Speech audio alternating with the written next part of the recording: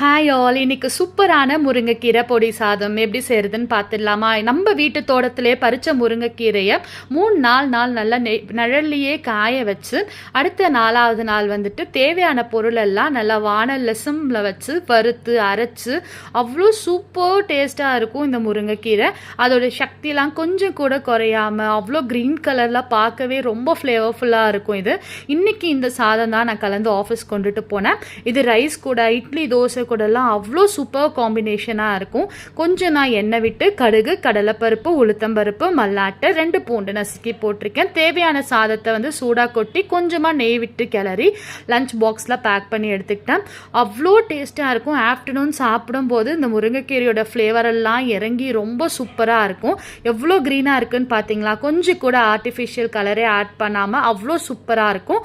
இந்த ப்ராடக்ட் உங்களுக்கு தேவைப்பட்டால் என்னை காண்டாக்ட் பண்ணுங்கள். தேங்க்யூ.